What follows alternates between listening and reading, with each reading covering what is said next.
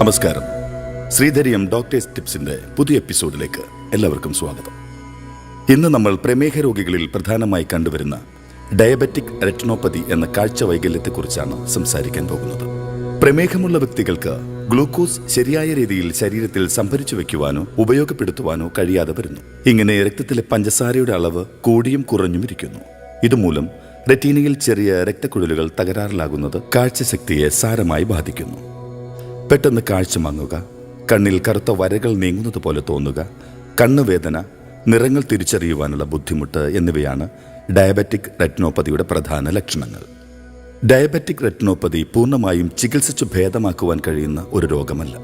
എന്നാൽ ആയുർവേദം എന്ന ജീവശാസ്ത്രത്തിലൂടെ ഇത് നിയന്ത്രിക്കുവാനും കാഴ്ച നഷ്ടപ്പെടുന്നത് തടയുവാനും കഴിയും.